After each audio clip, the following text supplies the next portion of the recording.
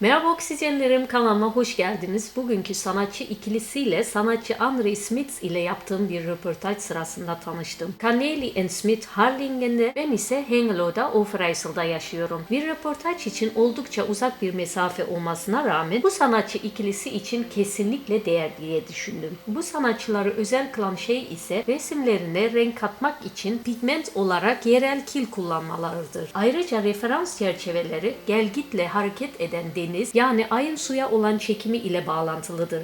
Kendileri Harlingen'de çalışma ve yaşam alanı haline getirdikleri bir eski okul binasında yaşıyorlar. Onlara işleri hakkında ne söylemek istediklerini soralım. We zijn in het atelier van Cornelie en Smith. Ze gaan zo dadelijk ons vertellen over hun werken. Ik zie een hele mooie wand achter jullie staan en daar word ik heel erg nieuwsgierig naar. Wie van jullie wil iets vertellen over jullie wand, over de werken die in zicht zijn?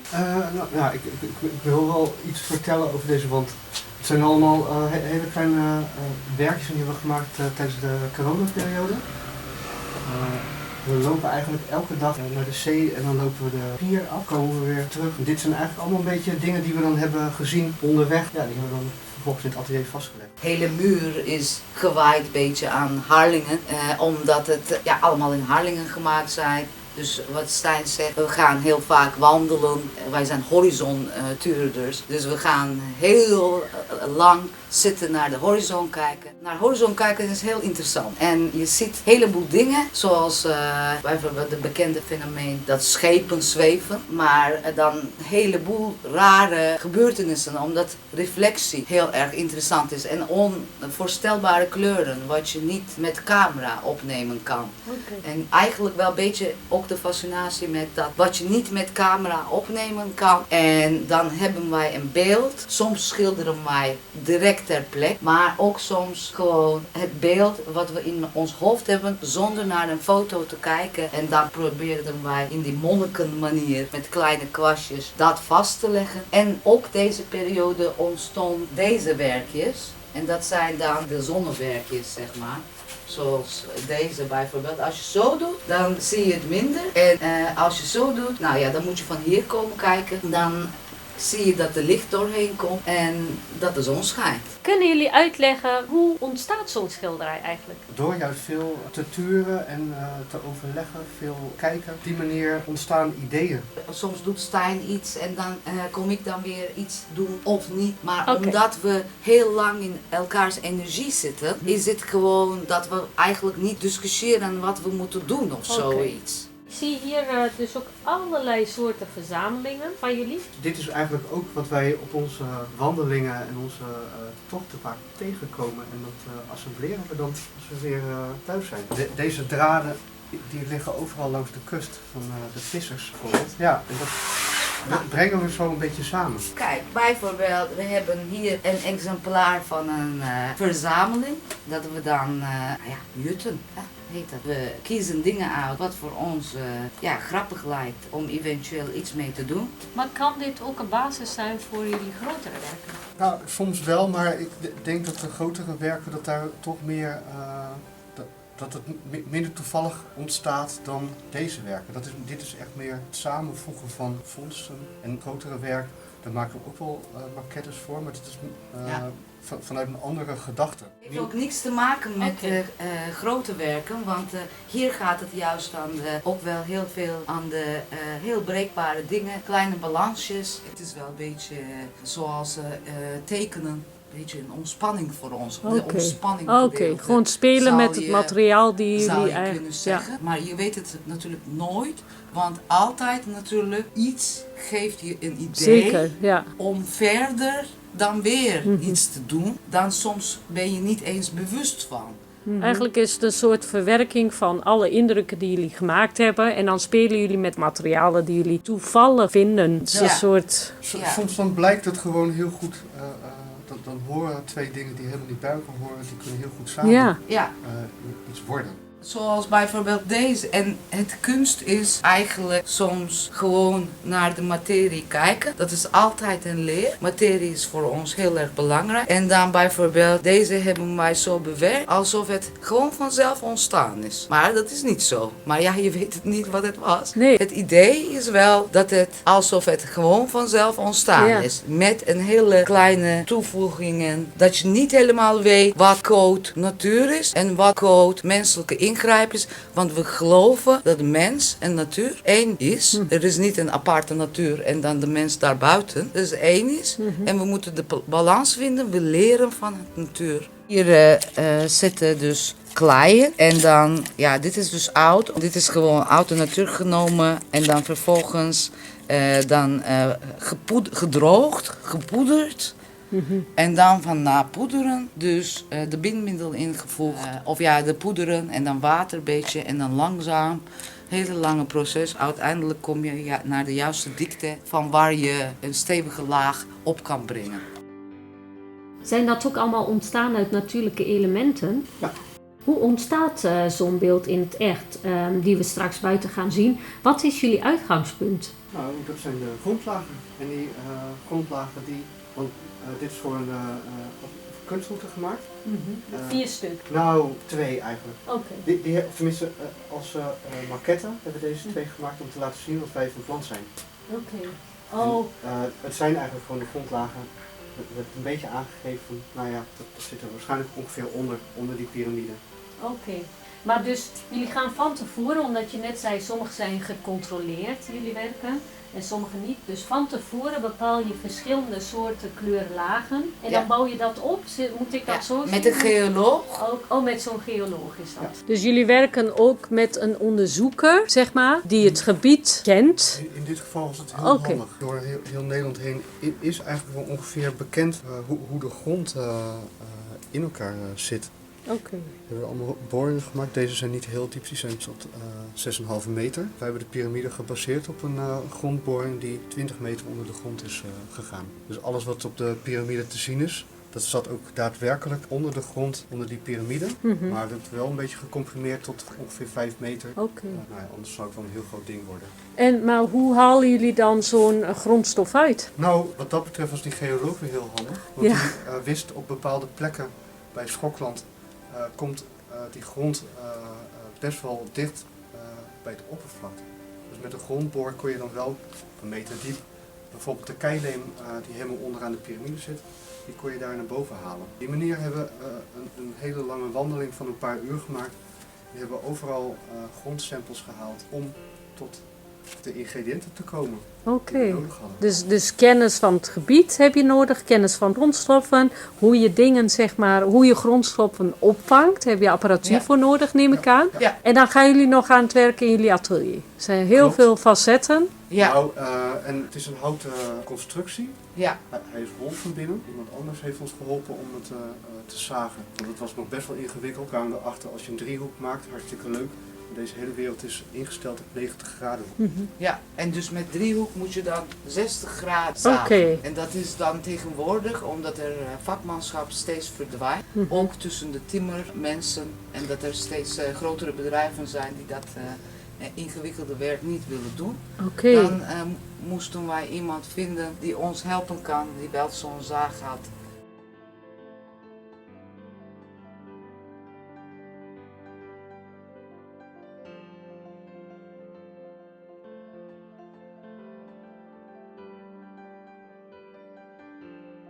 Nou, dit is dus de vuurtoren van Ameland. Oké. Dit is zoals wij hebben een aantal keren gezien vanuit Westhoek, dat er waterspiegeling is.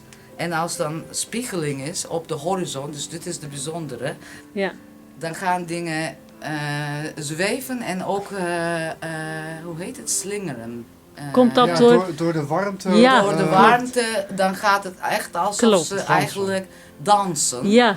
En de vuurtoren, ja, danste Ja. op deze manier. En wij hebben het echt zo gezien. Ja, en dit is bijzonder. gewoon verder klei, zoals het De zeeklei zoals die daar is. Ja. zoals die daar is. Ja, Mooi. dus- Dus ook weer het waarnemen waarnemen. letterlijk waarnemen, vastleggen van letterlijk, Ja. zoals jullie Ja. dat met invloed van de natuur, hè? Want het is Ja. een natuurverschijnsel dat Ja. je zoiets ziet. En Ja. ik denk een soort bepaalde Fata warmte wat je Morgana. zegt. Ja, het is een Fata Morgana, heet het Ja, eigenlijk heel ook. Net bijzonder. als op de woestijn. En de grappige is dat eigenlijk, zeg ik, surrealisme is reëel, zeg maar. Het gebeurt als je je ogen opent en dan zie je dat een heleboel dingen niet zoals je verwachtingen zijn. Nou, kunnen we dan gebeurt zo van alles. zeggen dat surrealisme kan wel natuurlijk ook met droomwereld te maken hebben, maar eigenlijk is het ook een soort beleving. Ja. Want dit beeld, hè, als jij mij dat niet uitlegt, dan leek het voor mij wel, ik zie wel een vuurtoren, ik zie ook wel wat, maar dan lijkt het voor mij een soort vervormd beeld van de werkelijkheid. Maar het is de werkelijkheid. Ja, Ja, maar dan van hele grote afstand. Ja, sinds 2009 maken wij ebb en vloed schilderijen, ebb en flow paintings. En dit was een van eigenlijk de laatste stadium van een fase waar we voor dat idee, een koperen toren zeg maar, gaan onderzoeken. Maar uiteindelijk is het natuurlijk een werk geworden. Want dit was koper gewoon, of dit is koper nog steeds. Maar deze koperplaat heeft 147 dagen in zee gebleven en 289 getijden ontvangen aan beide kanten.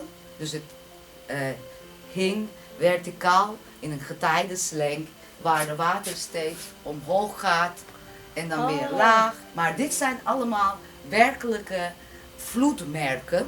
Dus al deze lijnen is door de zee in de koper als het ware geëtst. Want koper ook reageert met zout. Het laat niet los, maar het neemt juist. En als die constant nat blijft, dan eigenlijk blijft die rodige zichtbaar. Maar op het moment dat je dat uit de zee haalt, dan begint die groen te worden. ja. Dus meeste mensen denken, koper wil maar groen. Dat is niet waar. Koper krijgt alle kleuren van bordeaux tot roos. Oké. Dus, maar alleen, het moet altijd nat blijven. Daarom ook de piramide moesten, of de obelisk moesten in de Waddenzee constant blijven. En dan zou je eigenlijk constant bewust worden hoe hoog de water Ja, is, zeg maar. Sommigen zien het als een soort van landschapsschilderij. Het is ook wel zo. ja. Met een soort, een maan of zon. Of, Ja. je kan het niet echt duiden, maar Ja, het lijkt zelfs Ja. dat bewust is Ja. geschilderd of zoiets. Maar Ja. het is gewoon ontstaan. maar als je jezelf overgeeft aan Ja. de natuur, van de krachten leert, Mhm. en ook wel een beetje onderzoek doet, dus het is niet Tuurlijk. alleen maar kijken, maar Oh ja, ook wel ja. kijken naar hoe hoog de getijden worden, wat er gebeurt in verschillende plekken. Maar dan begin je dingen te ontvangen. Ja. En maar waarom 147 dagen? Toen kwam er een hele grote storm. Het was, ik dacht 18 januari 2018. Oké. Toen dachten we, nu moeten we hem weghalen. Ja, Oh, oorspronkelijke idee was 6 maanden. Oh. Er komt altijd een storm op een gegeven moment. En dan zijn er zo grote krachten, ja. dan kan je gewoon... Dan gaat hij weg. Dan gaat hij weg. Dit is de constructie, dat is een slang van het Wad. Dus dit is de getijdengebied. Noorderleeg heet het. Hier hebben wij meerdere getijdenwerken gerealiseerd. Maar hier hangt dit plaat aan de brug. En Stijn kijkt of dat stevig is, want dat roest. En we moeten elke dag bijna gaan Ja. controleren Ja. en aanpassen. Het moet ook recht hangen. Maar je ziet het ook wel, al de verschillende kleuren. Kijk, roos, bordeaux was heel het. bijzonder. En zolang dat het in water blijft, eigenlijk blijft hij in die kleuren. Wat dan buiten water is, lucht, dat maakt het groen, Ja. zeg maar. Het werk is, je ontvangt iets, maar het werk is dat je de bodem creëert en de condities waar je het ontvangt. Dus hoe je de doek prepareert, wat je allemaal erop zet. Tuurlijk, want dat maakt... Dat is allemaal, dus en zo bijvoorbeeld. Ja, dat reageert natuurlijk ook op dingen. Het is een foto van Andres Smits met ons op die brug. Oh ja. En dat zijn 2 werken dat je dan buiten ook kan zien.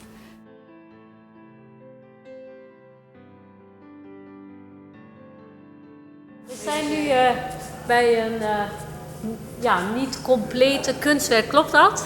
Ja. Wat we in 2018 voor de culturele hoofdstad Leeuwarden hebben geschilderd. Het bouwwerk is ontworpen door architect Alex van der Belt. En in dat panorama werd dan ook nog zeegeluid soundscape afgedraaid En dat heeft Tristan Visser opgenomen op alle 5 Waddeneilanden met onderwatermicrofoons, bovenwatermicrofoons. Dus je hoorde hierin heel duidelijk de Waddenzee. Ja. En wat wij hier hebben aangebracht, en wat je dus hier ook ziet, is de getijdengolf zoals die langs onze kust trekt. Hier zie je dus de helft ervan, dus 1 getij. 1 keer hoogwater en 1 keer laagwater en ook al de standen tussen. En dat was 6 april getijden geweest in Over. En dat is een gewone dag op het Wad. Gewoon dat er niet per se harde wind is en dat er echt werkelijke hoogte van het getij is bijna 3,66 meter van min naar plus, zeg maar. En dus zo kunnen wij in ieder geval de helft van de getijden bij de Waddenzee gebracht. Want daar is de Waddenzee, daar buiten. En hier is de Waddenzee getijden. Die zijn gewoon met elkaar verbonden. Als jullie dan denken aan wat jullie doen hè, in kunst, hoe kunnen jullie dat in 1 zin uitdrukken? We volgen ons hart. Ja, het ene roept het andere op. Ik zeg, natuur is de grootste meester en ook de grootste kunstenaar.